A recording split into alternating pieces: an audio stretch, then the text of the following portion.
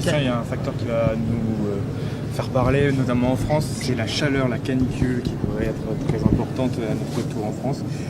Le Tour de France va devoir s'adapter, s'adapte déjà, mais est-ce qu'il va falloir faire mieux ? Vous savez, quand on me dit régulièrement avant le Tour, est-ce que vous êtes prêts ? Je ne sais pas ce que ça veut dire. On est prêt, en effet, à s'adapter partout, toujours, tout le temps. Qui aurait imaginé, en tout cas certainement pas nous, qu'on devrait changer une étape l'an passé pour la dermatose nodulaire bovine contagieuse dont je n'avais strictement jamais entendu parler 2 jours avant. Donc le principe même et le boulot même des organisateurs de courses cyclistes et du Tour de France, c'est de s'adapter. Donc on va s'adapter avec 2 populations qui sont différentes. Je ne nous mets pas, vous journalistes, nous organisateurs, dans la catégorie des suiveurs. Il y a le public et il y a les champions. Pour ce qui concerne les champions, vous savez qu'il y a un protocole climat mis en place par l'UCI depuis quelques années, avec des représentants des coureurs, des représentants des équipes et des représentants des organisateurs, et qui dépend non seulement de la température, mais de l'humidité, mais du vent, mais de la vitesse.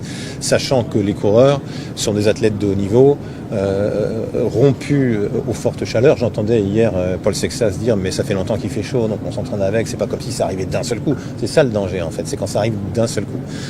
Sachant que nous fournirons aux équipes davantage de glace par exemple, puisque vous savez que les coureurs mettent des gilets réfrigérants avant le départ et ensuite de la glace dans des bas dans leur cou, donc ils auront besoin de davantage de glace, on en fournira davantage.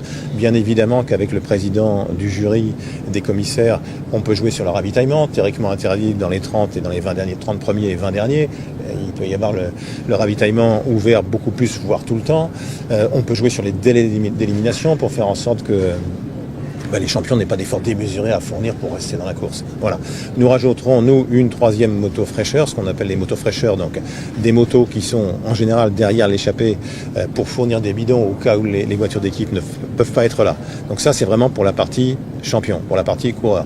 Pour la partie publique, qui est un élément important pour nous et évidemment pour les autorités, il y a beaucoup de mesures de bon sens, et notamment sur les antennes de Radio France ou sur France Télévisions ou dans la presse quotidienne régionale, simplement pour dire aux gens venez avec un chapeau, venez avec une casquette, prenez une bouteille d'eau, sachant que la caravane du Tour, on va la voir sous un autre aspect, je pense, pour la première fois, parce que la caravane du Tour, elle a 2 500 000 couvre-chefs. La caravane du Tour, elle distribue 2 500 000 casquettes ou bobs.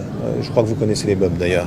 Il y a aussi 550 000 canettes de boissons non alcoolisées qui sont distribuées. Il y a 400 000 litres d'eau qui circulent sur le Tour. Pour les gens du Tour, nous, vous, il est bien évident qu'un préfet peut toujours limiter le public sur une zone où il n'y aurait pas du tout au nombre. Mais tout ça, c'est du bon sens. Mais prévenir les gens, et on le voit d'ailleurs dans les chiffres du ministère de l'Intérieur sur les décès de ces derniers jours, c'est beaucoup plus dans les régions où d'ordinaire il ne fait pas chaud que dans les régions où il fait chaud. Et à l'avenir, vous preniez en exemple le col de Hague, un col ombragé. Est-ce que c'est ça le futur du Tour, des routes ombragées ?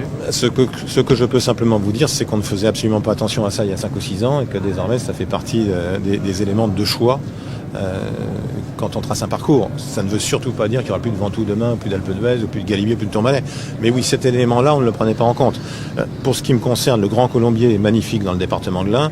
On a toujours privilégié les fameux lacets qui sont splendides. Peut-être que demain, il faudra passer de l'autre côté, qui est plus raide, mais qui est ombragé.